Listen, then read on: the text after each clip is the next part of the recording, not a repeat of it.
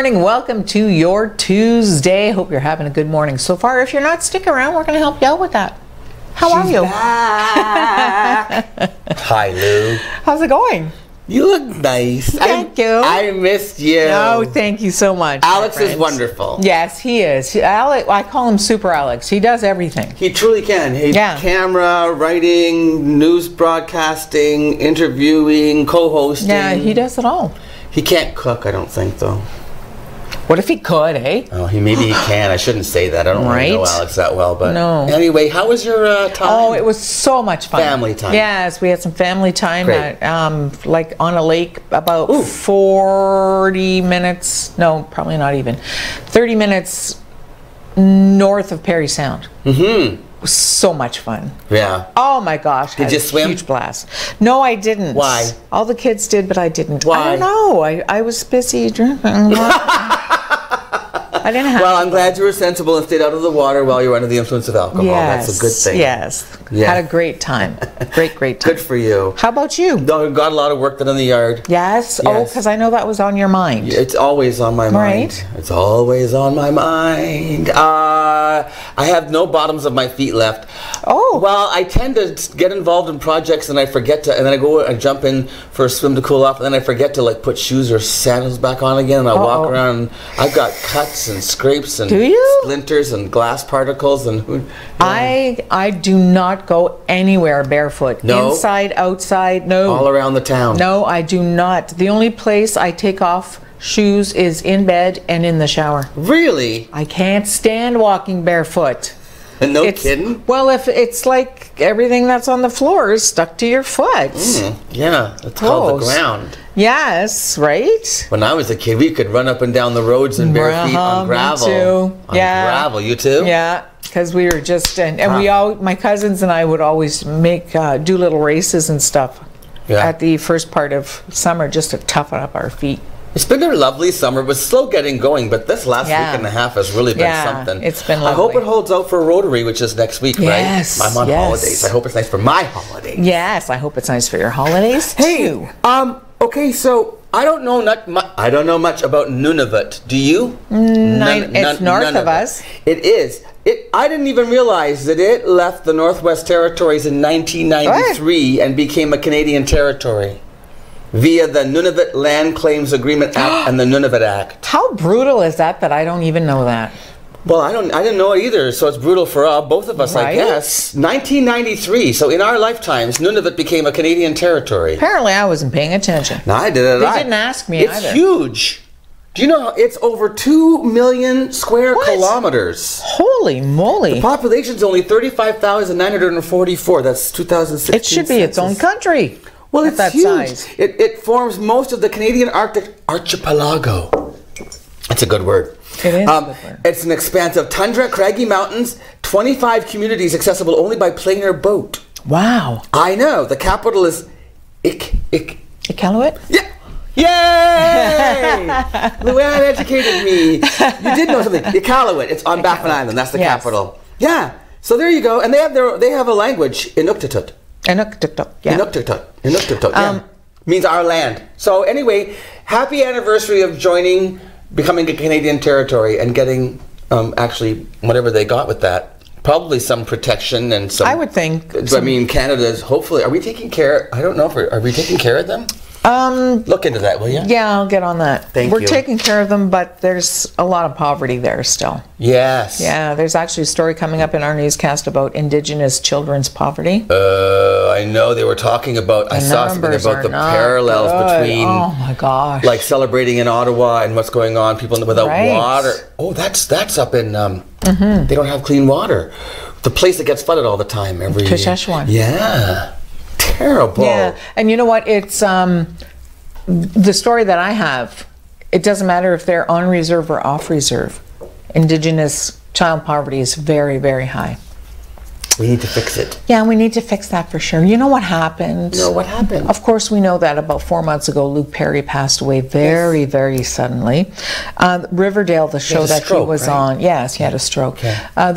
Riverdale, the show that he was on as Archie's father, Fred, honored him very sweetly in their 4th season premiere. Yeah. They didn't say initially how they were going to do that, but they published a picture of everybody around, you know, doing a table read, and saluting him and missing him, and so it'll be interesting to see how they're going to handle his passing. So that's coming out in the new season. Yeah, season 4. Huh. Wow. That would be so weird, wouldn't it? To go back to work and have an entire, like, the father figure character just gone. Well, like the actor who plays Archie. Yeah. Said, I can't even. I'm going to miss him so much. So they got to write into this. They got to write that into the script so the character can deal with the loss. Yeah. So sudden too. Yeah. Gosh. Speaking of that, yes. There's a young man, a Disney Channel star, Cameron Boyce. We talked about that the other day. 20 years old. 20 years old. A seizure. And what a cutie patootie. An ongoing medical condition that was being treated. So, I don't know. Apparently he died in his sleep. In his sleep. But they're hoping that an autopsy is going to clear that up a little bit. But so far there's no clear indications of, you know, exactly what happened. Look at how sweet that boy is. I know. Oh my gosh, his poor family. Yeah, his father actually did come out publicly to say thank you for all of the beautiful messages they've been getting. And he's the cutest. He's got freckles all over. All over freckled. So cute. 20 years old. Now, meanwhile, on the other hand, little Miss Shallow, Kourtney Kardashian, she's having an anxiety breakdown before her 40th birthday party because she just wishes she had more time. Good Lord, you're not dying, woman. You're turning 40. Like, get over yourself. Maybe you grew a brain. She's like, you know, I know that I know I should be happy, but I just feel like I should be doing more. Like, well, then do more. Well, also, what do you do?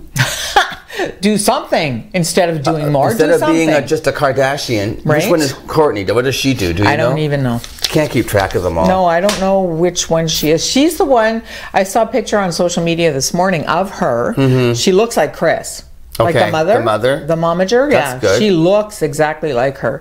I don't know what she does, though. No. J-Lo in Vegas. Oh, my goodness, the poor thing. She had an accident on stage. Look at you with the big grin on your face. I just think it's really... she's human, and I like the fact that stuff happens to other people, too, even when they're J-Lo. And she showed the footage of it. Okay, so she's in Vegas, performing her show in Vegas, and I guess what happened was... You never know, this is good. J-Lo messed up some choreography. She's been sick and she had a fever. I didn't read that part. So there's she's not using that as an excuse, she says, but she did have a fever. Missed a few steps of her choreography, got a little discombobulated, was trying to get back into it again, and I guess she said, I turned the wrong way at the wrong time, and she hit herself in the head with her microphone. She gave herself a gash that then proceeded to bleed down her face. She's singing, and you can see her doing wiping the blood away. And then I guess they came. Was her husband there? Axel? Is that his A-Rod? A-Rod. Yeah. Axel. What's his name? What's his first name? Isn't it Axel? Alex Rodriguez. Alex. Oh, I got a little dyslexic. Yeah, Axel, you did. Alex, Axel. And you know what? He was. Oh, he wasn't there. He was. Oh, he was backstage. He was backstage, and then somebody else, whoever her handler is, came out and said, "You need stitches." She's like, "No stitches, no stitches. I'm fine. No, don't touch the face. Don't touch the face." Yeah. And then stitches for my fans. I think that's pretty. Continue. Anyway, J-Lo missed a few steps and whacked herself in the face with a microphone. Ouch. Happens to the best of us, folks. And stunning while she was doing it. Still. Yeah. I hate that. Here's a really interesting thing. Okay. In 1960, Roger Woodward survived a 162-foot plunge on this date over the Horseshoe Falls. He was wearing a life jacket. That's when he was picked up by the Maid of the Mist tourist boat. His first words on his rescue were, "Oh gosh." He was 7 years old. 7? He was in a boat with his sister, Deanne, and their family friend, James Honeycutt. Their motor failed, and Deanne was rescued, James Honeycutt drowned, and the kid went over the falls. Oh, my word. He got a slight concussion, spent 3 days in the hospital. What? Oh, my goodness. Can you imagine? He went 162 feet and lived over the... I'm sure he's watching. I'm so glad you survived that. He was the first person to survive an accidental going over the fallsage. Why would someone choose to go over that falls? Right? In just a life jacket. Gosh, I wonder where he is today. Want to say a huge thank you before we go to break to KC Security for sponsoring the show, Mornings with Luann and Tim. If they'd have been at the falls, that kid wouldn't have gone over. Right on. They would have saved him. KC Security. Anyway, hey, guess what we're doing? Speaking of water, I spent the day on the water with Canoes for Conservation. Oh, awesome. And that's our 2 segments today. What a blast. You're going to love this. You should all do this. Become, like we always say, be a tourist in your own hometown. Tourist. Plus, Luann, you have the news. I do. As always, I have the news. So stay tuned for all of that on Mornings with Luann and Tim.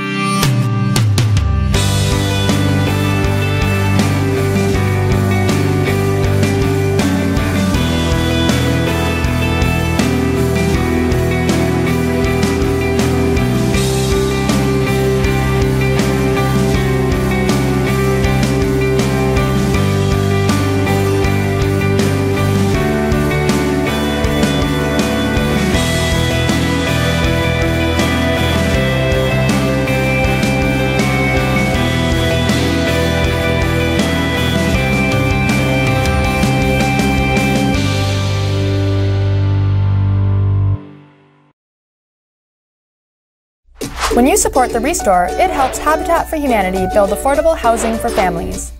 How does this work? New and gently used goods are donated to the Restore. The sale of these goods generate funds for building homes. For every $1 spent at the Restore, there is a $4 return on investment within our community. For example, Habitat homeowners have better educational outlook, increased employment stability, improved health, and reduction in the use of social services. Every donation and every dollar we receive through the Restore helps build sustainable housing for future homeowners. Everyone needs a foundation to build a future. To find out more and how you can help, drop by the Restore at 32 White Oak Drive or go to habitatsioux.ca.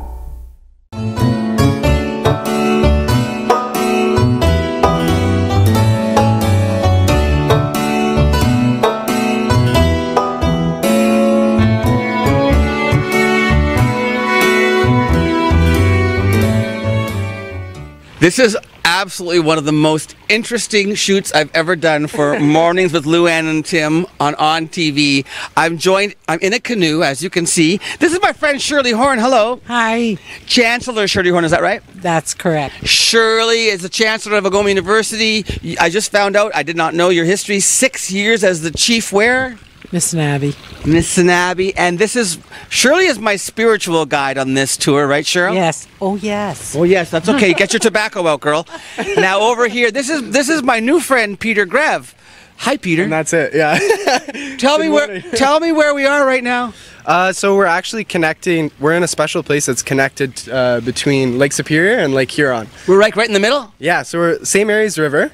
We're at the junction. Canal. And the river itself is 120 kilometers long. That links the largest body of fresh water on the planet, which is pretty cool, Lake Superior, to the rest of the Great Lakes. 120 what miles?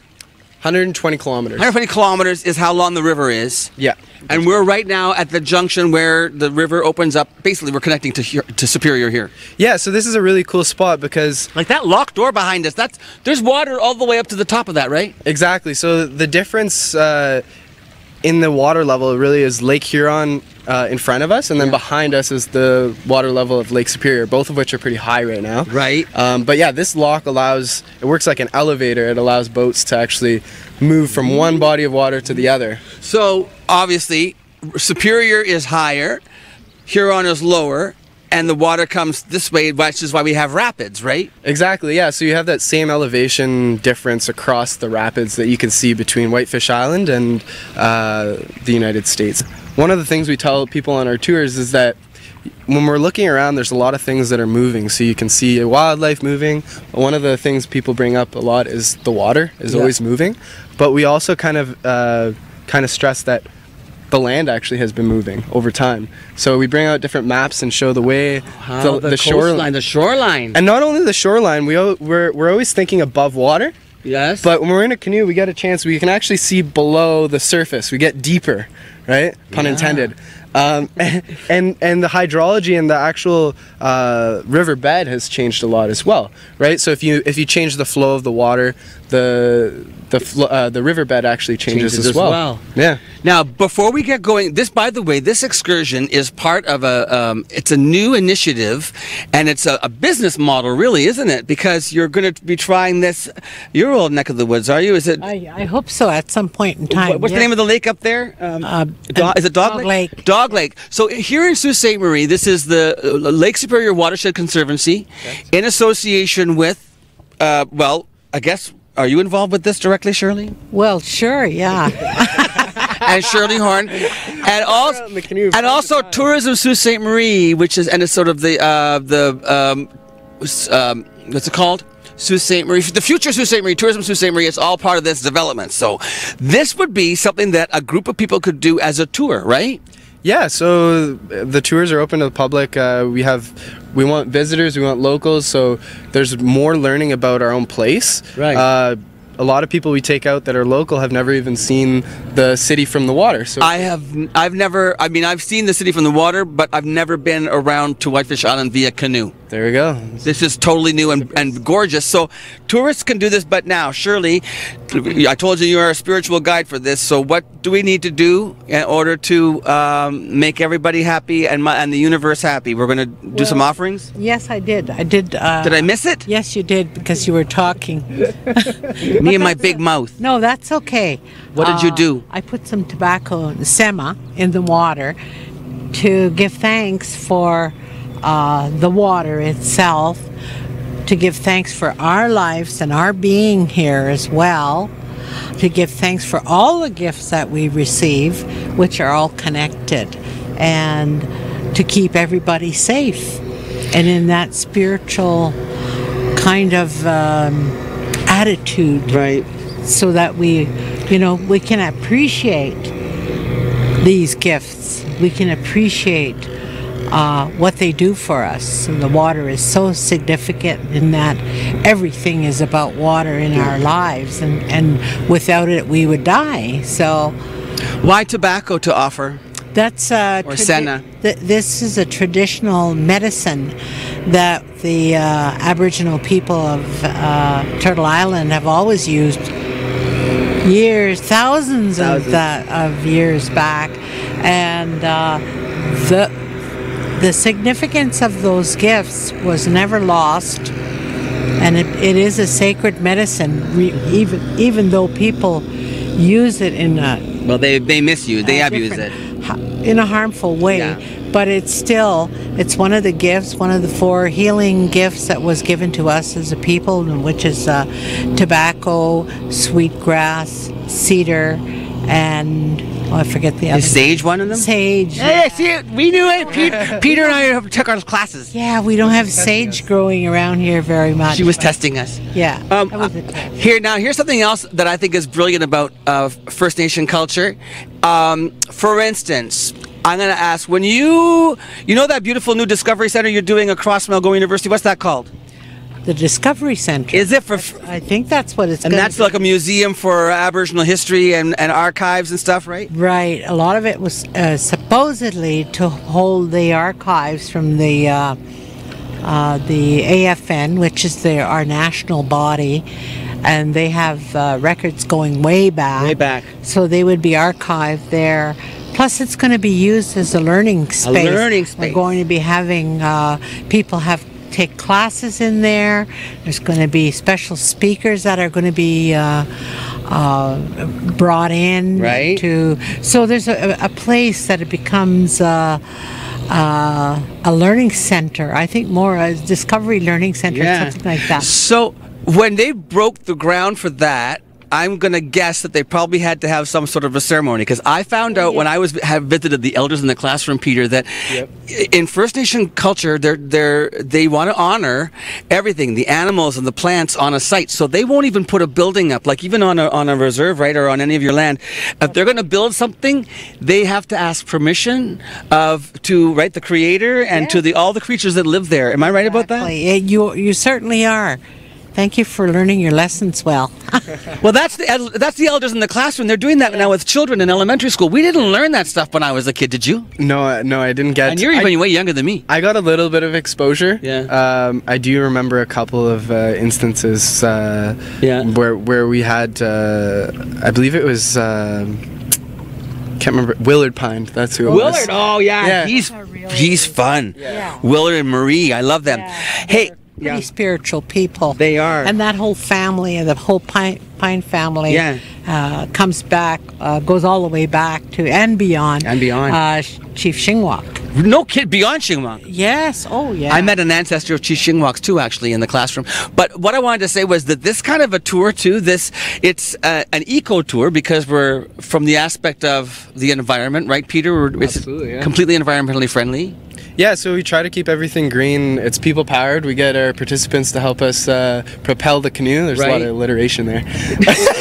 People to propel the canoe. Yeah. People powered. Yeah, exactly.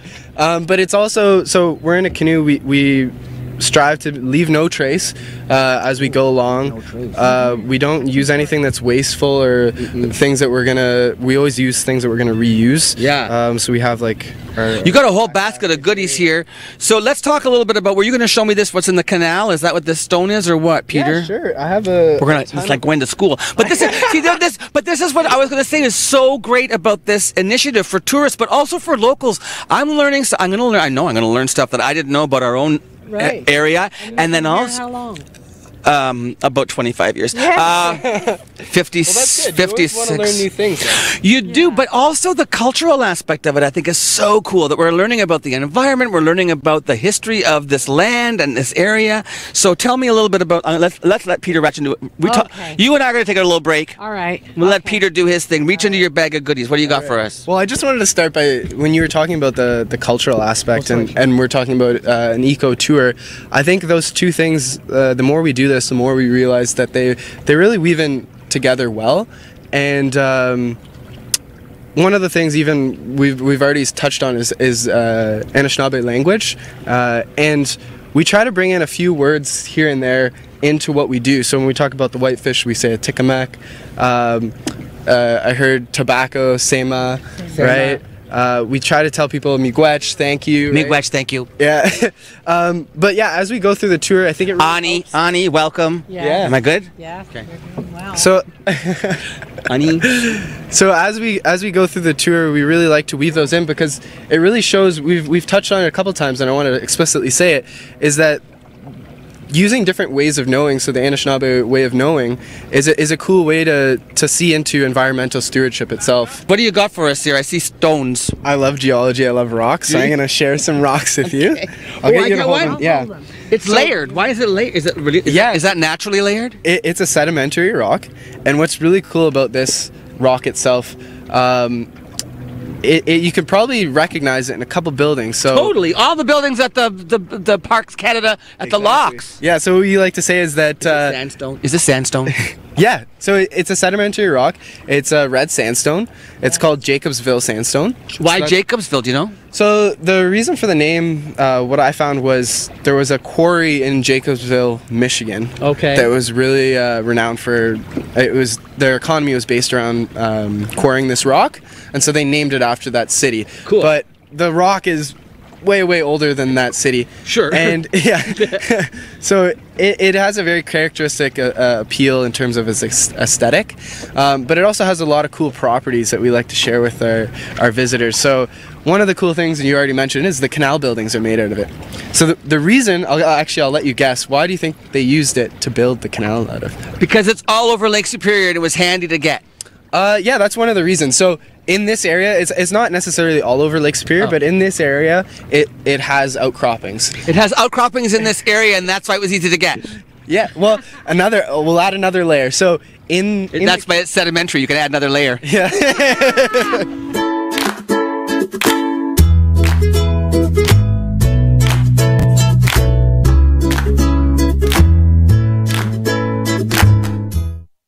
As a nation, Canada has participated in all of the major world conflicts, In the Sioux area alone, over 10,000 men and women have enlisted in the Canadian Armed Forces. The Veterans Commemorative Monument aims to cement the legacy of the Canadian Armed Forces in stone. It will highlight the bravery, strength, courage, and sacrifice of our servicemen and women. In times of need, they volunteered to serve us. Now it is our time to thank and recognize their sacrifice. You can help honor our men and women of service by donating today to help construct this special one-of-a-kind monument. Visit thosewhoserve.ca to find out how to donate and more. Since 1899, the Machine Shop has been a unique space for innovation and creativity. Once a leading pulp and paper company, the Machine Shop was built by Francis H. Clerg, which later became part of St. Mary's Paper in 1984. After the closure of St. Mary's Paper in 2011, the Machine Shop spent 4 years vacant. In 2015, the Machine Shop reopened their doors to the community for the first time. From weddings to galas to concerts and festivals, the one-of-a-kind venue has something for everyone. We are proud to work with the community and local nonprofits to host major events such as Festival of Trees, Pearls and Plaid, an evening at Hogwarts, and more. While you're here, wind down at the Mill Steakhouse and Wine Bar for a quiet dining experience, or watch a game and try a wood fire oven pizza and local draft at the Boiler Room. Don't forget to save room for house-made gelato and baked goods at the Gelato Mill. For more information on the Machine Shop events, history, and restaurants, visit machineshopinc.ca. 3 great places, 1 historic venue.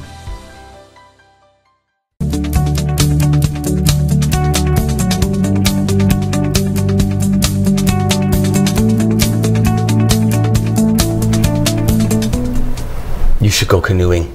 Yeah, it looks like so much fun. So beautiful. Could you feel like peaceful and serene, or was it just kind of like a bit too nerve-wracking? No, totally. Like, no, very zen. And the point that they obviously make too is that you don't have to paddle.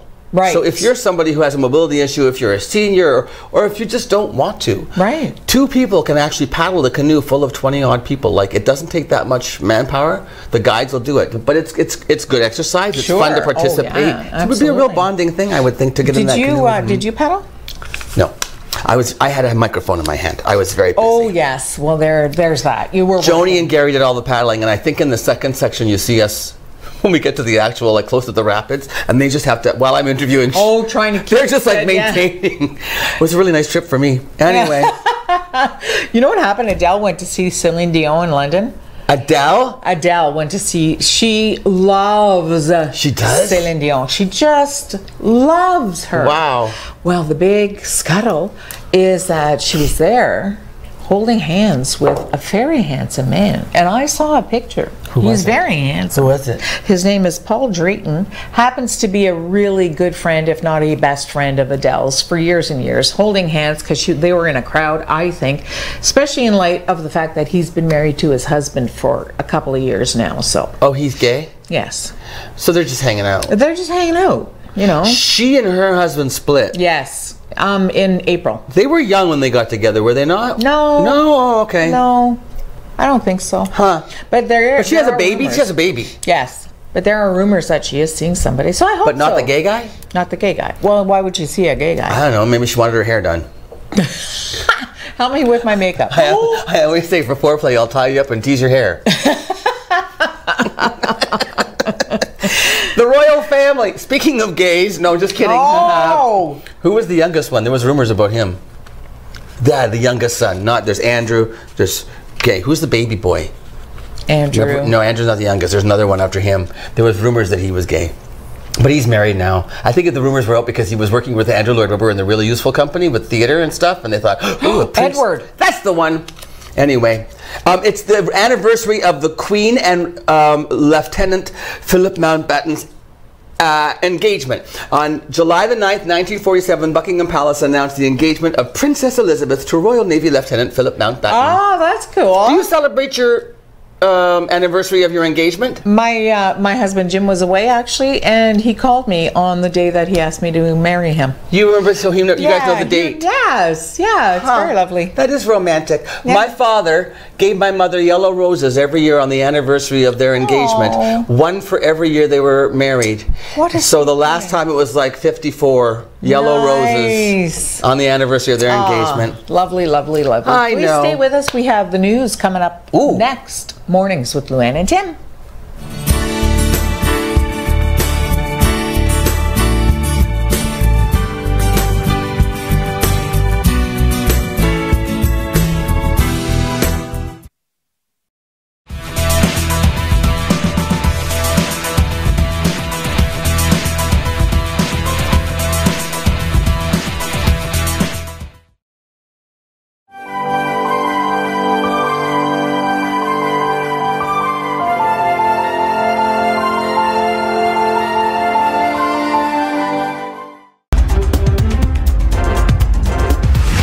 On Sunday, city police arrested 22-year-old Michael Hullock of East Street for assault.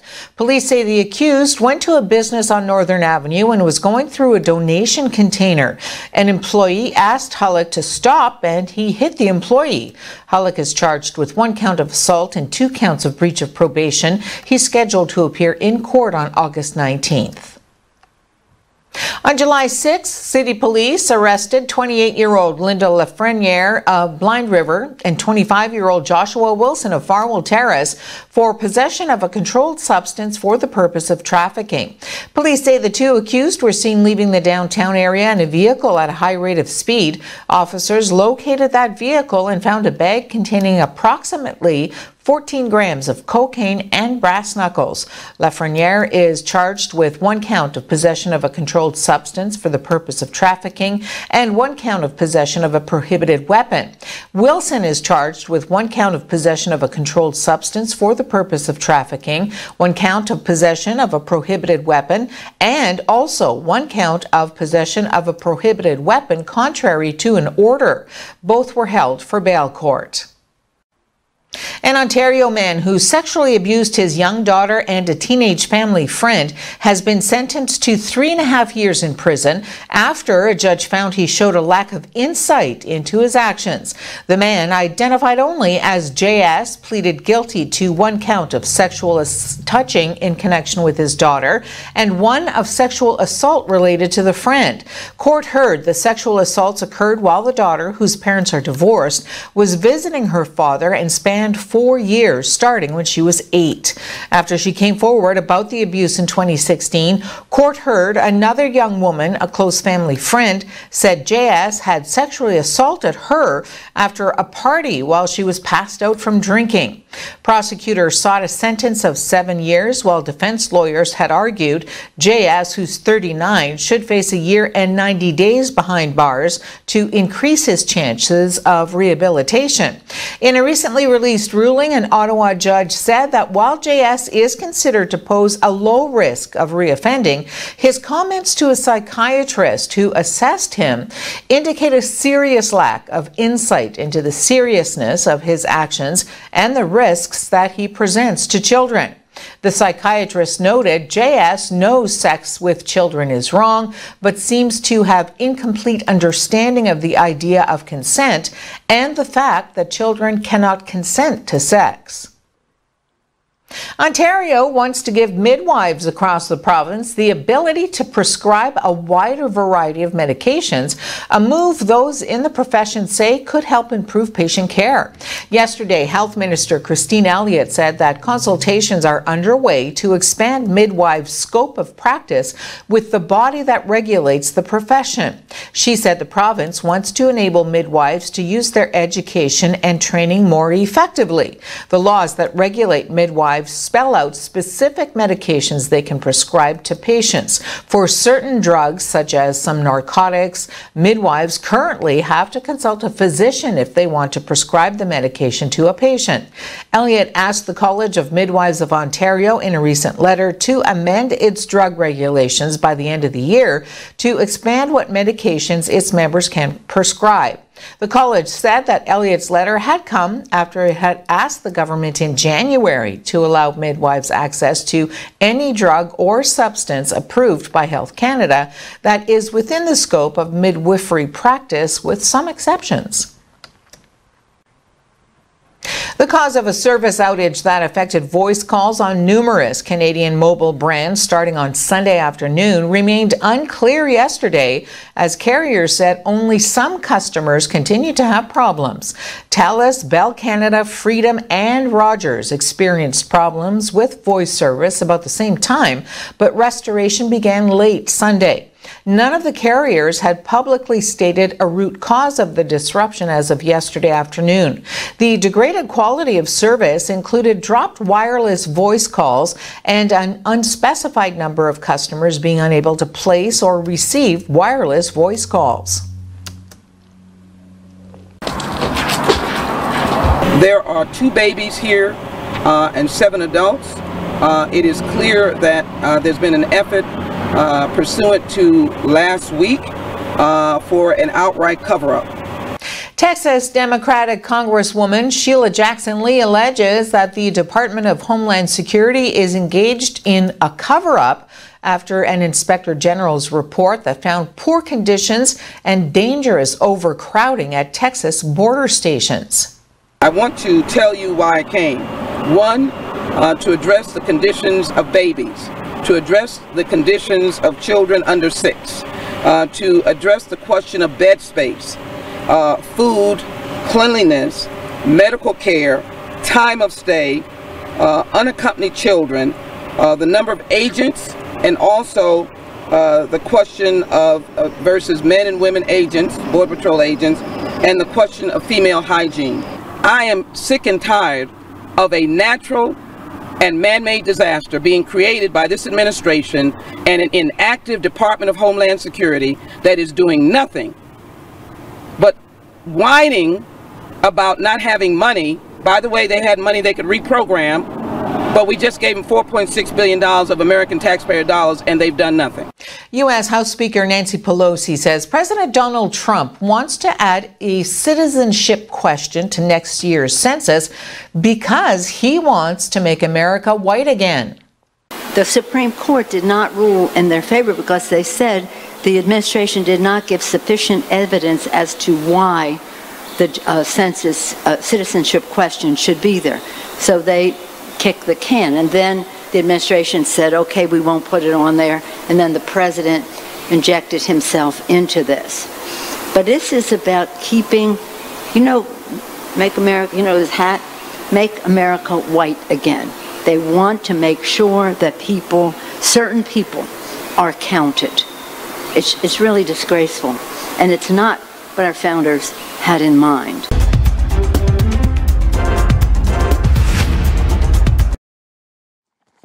Housed in a 15,000 square foot custom manufacturing facility built to produce world-class cabinetry at surprisingly affordable prices, Great Lakes Fine Cabinetry brings your project from initial concept to final design. Proudly providing Northern Michigan and the Algoma region with quality hand-built cabinetry for the past 20 years. Located at 844 East 3 Mile Road, Sault Ste. Marie, Michigan, Great Lakes Fine Cabinetry, making your cabinetry dreams come true.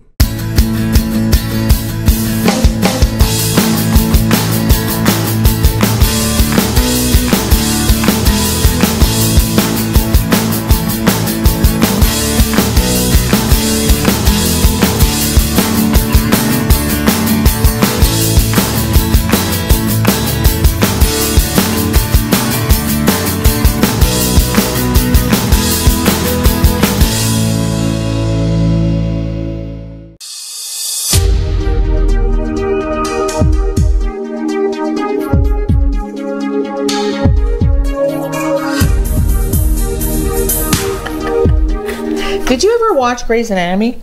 No. No, huh? No, I never watched Grey's Anatomy. I feel like you would have appreciated it.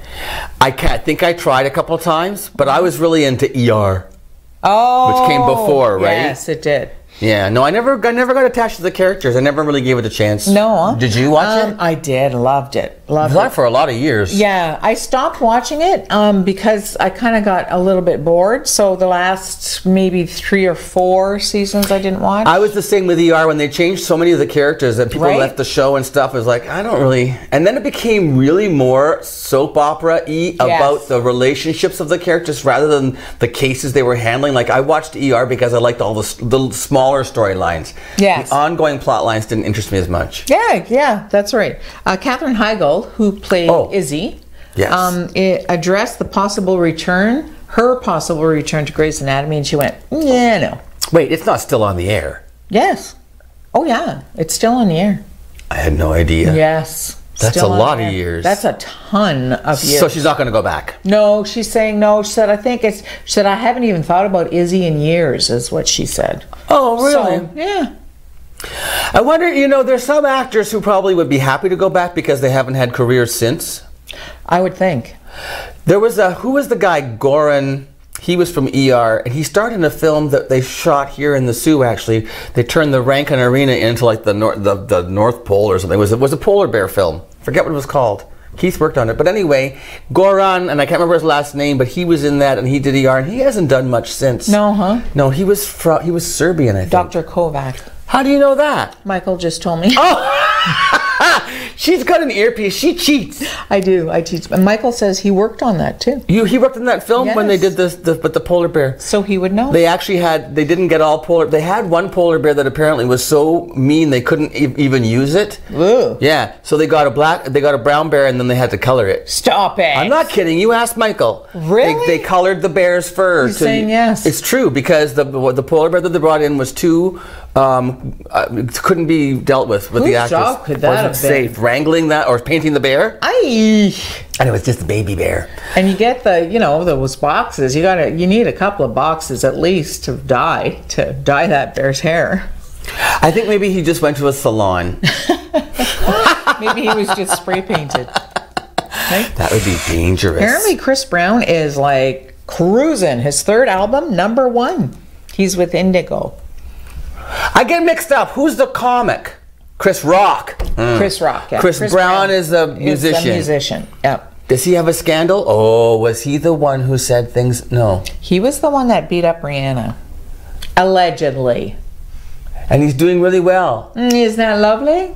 Nobody cares? Has he changed his stripes? Spots? Well, he hasn't been in the news lately. No. But since the accusations from Rihanna, there have been a couple of other instances. About him? Yeah. Involving assault. But it's been, probably 6 minutes now since he beat anybody, so he's not... Hey, you know what I can't wait to hear? I can't wait to find out what's going on with Jeffrey Epstein. This is breaking news in the States. It's all about child sex trafficking, and Trump's name is involved, even Clinton and a whole bunch of others. It's interesting, and I have some theories I'll share with you another time. What's coming out? Oh, more with the interview. Back to paddling. Back to the canoes for conservation. Enjoy the segment, and really get out on the water this summer, folks. We'll be right back after this.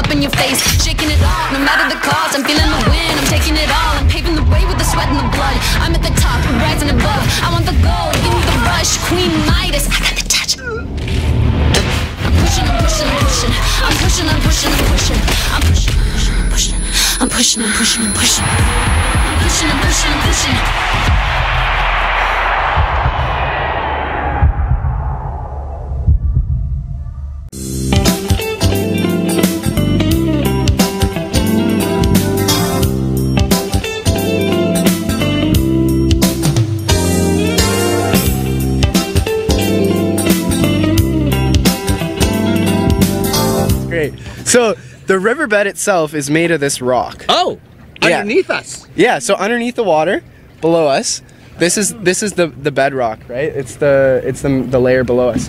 And so when they made sorry, way over there. So when they excavated the canal, this is the rock that they pulled up, right? Oh, that makes total sense when they excavated the canal. See? Yeah. So I was thinking to myself, okay, they wedged this rock out of the canal. That must have been hard work. So I researched some photos, and indeed it was hard work. They didn't have the stuff that we have. No, definitely not. How'd they do it? So they used a lot of different methods, but one of the things that helped them out is actually the rock itself. That looks like a fish. Yeah. So I thought, if they could carve some, like those stone, they're squares that they use, the blocks. Yes. They used to build the buildings. They're pretty well formed. So I thought, how did they do that, right? And so I did some research, and you read about it, and then I wanted to do something. So I made. You carved this? Yeah. And I'm not a sculptor, so I'm glad you got it. It was a fish. Peter made a fishy. That's boom boom diddy water bottom boom. Remember that song? Yeah. No, okay, that's a fish song. That's you carved that with what kind of a tool? So I used a variety of different tools. So I used a little bit of modern technology. You used a grinder. Yeah. You totally used a grinder, Shirley. Yeah. So and then cheater. Yeah. Peter's a cheater. So I actually used the grinder. The grinder cut the rock. Oh. Yeah. So actually, is that malleable? Yeah. That's a good word too. Yeah, malleable. Like that word malleable? I do. Okay, thanks. Yeah. So okay. Even if you were just rub your hand on it, you can Stuff feel comes off. You can feel the silt come off. I do. Yeah. That's amazing. But it's also a really good building material. Durable. Doesn't crack until about 900 degrees Fahrenheit. It holds heat well. So if you feel it in your palm right now, you've kind of warmed it up with your hand, and you can feel the heat. It conducts heat. Yeah, so the people great for insulation. The people that work in the canal building would kind of disagree with you because in the summer it's usually too hot. Too hot. And in the winter it's a little bit too cool. Or what happens is they heat up the inside and it holds the heat, and now they can't cool it down. So a lot of basement houses in Sault Ste. Marie have this stuff in it too. Basement houses, houses of basements. Community First Credit Union along Bay Street. So that's the same. It used to be the ACR train station. Same idea. Yeah. Okay. Beautiful. All right. Now where are we? The water. If anybody noticed, since we started, the water has changed dramatically. It's waves now, little waves, but it's making them work a lot harder. Where are we headed, Peter? It looks like we're headed towards the St. Mary's Rapids. Back in the day, about 150 years ago plus, when Shirley was just a little girl. You're gonna go in. I'm gonna go in. Yeah, we got a $50 bounty on Tim. So So about 100 years ago. Yeah, so about 150 years ago, there were a lot of oral histories that said that you could hear the rapids from as far as where Bell's Point would be today. So. Well, how come we can't anymore? So the sounds of the city. Well, yeah, that little bit of noise pollution, but you can't really hear that much from over there. One of the main reasons is the flow is different through the rapids. Oh, because there wouldn't have been locks. It would have been more rapids. Yeah, exactly. More water. So when we kind of go near around the corner there, you'll be able to see the compensating gate, so that controls the flow. That's why. And then also right behind us, so there's the American set. There's 2 hydroelectric stations. So and that. They take about 40% of flow on the American side, and right where we launched at the Clerg station, they take about 40% of the flow, and they generate electricity from that water. So there's only 20% of the volume of water passing over these rapids than would have been 150 years ago. So it's about, actually, it's 6%. Because there's what's 6? You said 40 and 40 is 80. Well, it's over 40%. So it's about it's between, depending on the day, it's between about 40 and 45% between the American and the Canadian. Oh, okay. They split evenly. Oh, I see. So look at how shallow it is. Wait a minute, what's going on? Why is it so shallow? What? So those are just really big rocks. Yeah. So it's what do you mean, Rick, really big? Yeah. So they're they are. Yeah. This is kind of interesting.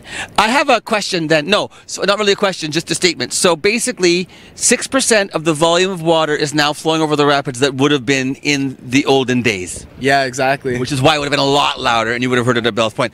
Look at how so we need Joni. Are you navigating the rocks? Joni has to navigate rocks here, people. It's like, this is a serious thing. How many people, when you do this as the tourism, how many people can fit how many canoes do you have, first of all? So we have 2 canoes. Oh, how many people fit in a canoe? So in this canoe, we like to put 14 guests. As you can see, you only really need 2 people to paddle this canoe, as big as it is. So with 14 people, how many would have paddles? We give everyone a paddle, but there's no pressure to paddle. So we kind of go at the same pace we were going at today. That was nice. And we stop usually right around here, maybe a little bit offshore. Do you tell me a story when we stop here? All the time. What's the story for this spot? Too much, that's what happens. What's the story that you tell me here? We talk about... Whoa, look. Lunch! Shirley! Lunch!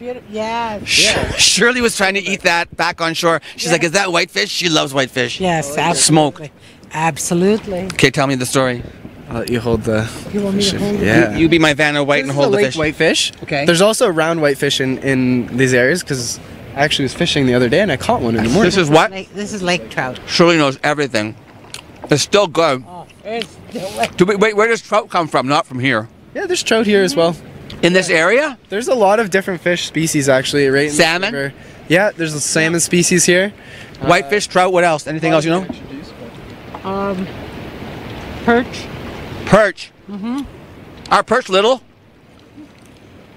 The majority of perch is little, but there are big perch. I don't know if you would get This is so good. I've had enough for now, though. We're talking about learning and about experiential learning and the different modes of learning. Tell me a little bit about that, because there's really a very cool concept about how it's like edutainment. It's entertaining, but it's also educational. Yeah, so we want it to be fun, get people out and engage them, but our ultimate goal as a conservancy is learning. And our objective is more learning about this place, in particular about the water. So we talked about learning modalities, and we were talking about taste. So we had lunch, we were able to taste smoked fish, right? And so that's being able to connect that sense to this experience. And a lot of studies have shown like your sense of smell and your sense of taste are really well linked to your memory. So they can form deep learning experiences. So we try to combine those different modalities of learning so that we get people who come out of this experience having learned stuff that they can then take with them wherever they go. So now, how long would a person normally be out in the canoe then, Peter? You have different lengths of excursions, or is it standard? Yeah, so we do 1.5, 2 hour, and 3 hour tours on the St. Mary's River. Okay. Out at Grow Cap, similar time frames, about an hour and 45 minutes. Oh, you have different locations that this is happening? Yeah. And then Batchewana Bay, so those tours, we haven't run any of those yet, just in terms of the late spring. Right. But on Lake Superior, we wanted to warm up a little bit more first. Yeah. So July, August, we'll be out there, and they're a little bit longer because you're taking some time to get out there. So we recognize that. We want to make it a longer experience. And so for this one, the 3 hour one, would I paddle all the way down to Algoma University, Shirley's neck of the woods, or what? Is that where we're going? Yeah, so we do this little route that we did today. Yeah. And then we cross towards the pavilion. Okay. We follow the shoreline, the downtown waterfront there. Yeah. And we go all the way to the bush plane. And so one of the ending points is the bush plane. Oh, because then the tour becomes you get out of the canoe at the bush plane and you go into the bush plane too? Yeah, exactly. That's smart. It's wonderful. Yeah. That's clever. And then we also talked about the Anishinaabe Discovery Center. So we want to link to that. That's that last leg. When that's finished. That's not finished yet. Do you have an end date on that yet? Do you know? No, I'm not sure of that either. Really, I think probably in the fall, yeah. Maybe October at some point. So for next year, for sure, that'll be a route all the way down there, eh? Yeah, exactly. And so then because you get that whole historical sense from not only from the settlers' perspective and what they came and what they saw and what they did, but also from the first inhabitants of Turtle Island, the Aboriginal First Nation, yeah? Yes, exactly, and that would be what they're going to be doing down at Algoma University too. Is they're going to be building a landing area so people can get off there and go and do the tour. Nice, from the water. From the water. Makes more sense. I feel like sometimes we don't use the water as much as we should in our community. You know what I mean? Yeah, as we've done these tours, I've noticed more and more like there are actually opportunities that I didn't realize were there. Yeah. But there could be more. Yeah. The more we do these tours and we get out in the community, we learn more about people who are using this waterway, though. Right. So we talked a little bit about the stigma about using it, but there's tons of people who do. There's there's anglers that are out on the rapids. And they fish on here too. from the little dock there. Yeah, they fish right there on the waterfront. Yeah. It's a gorgeous waterfront. The people at Sulak Boat Tours, they're out a lot, right? Yeah. And they're awesome. They're like, oh, you're doing this tour. They didn't see us as competition. They're like, this is great. I'd love to, like, whenever we see you on the water, we're going to do like a little spiel on you. So I'm assuming that's what he's doing over the mic there. And like, they're great. So, I mean, the more time you spend out, we saw that the fellow on the Sea-Doo there. Yes. He was at the bottom of the rapids, right?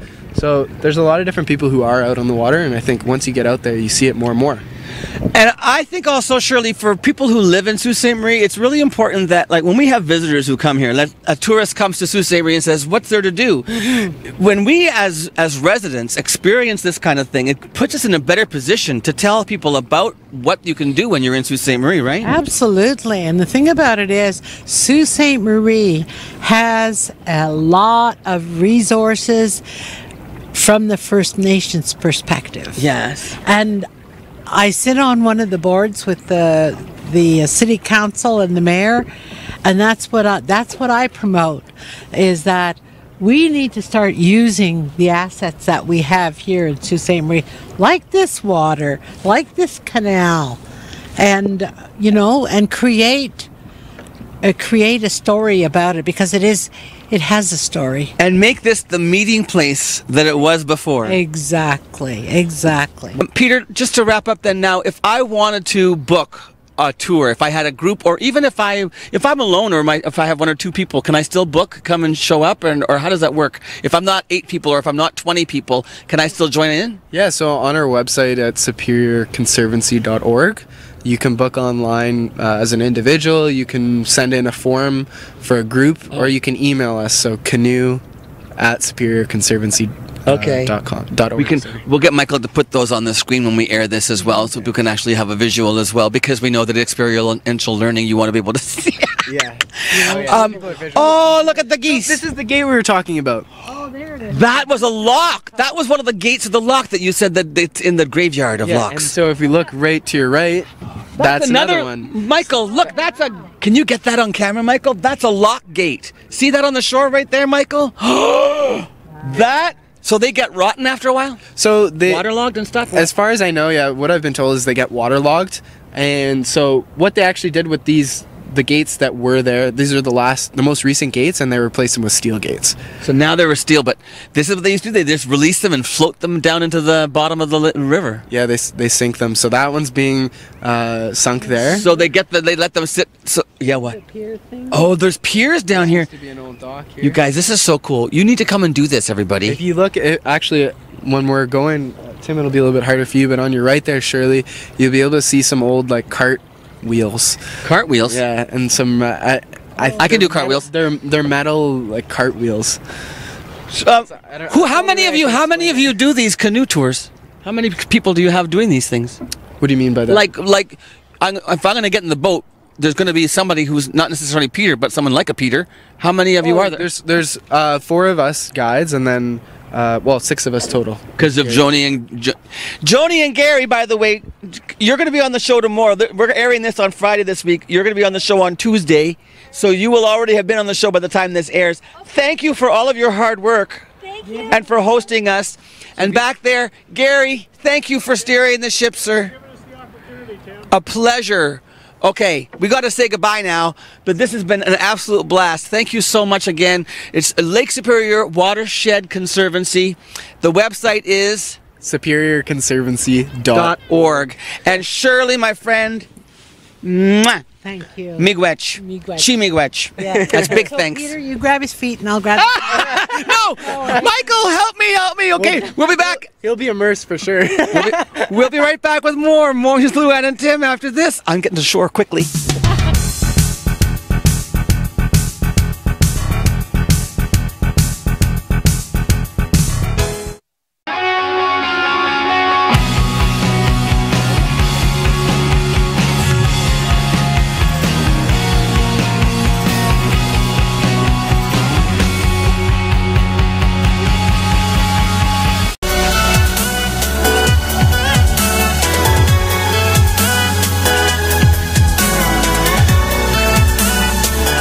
Enjoy your Tuesday, Sault Ste. Marie. Thank you so much, KC Security. See you tomorrow. Wellness Wednesday.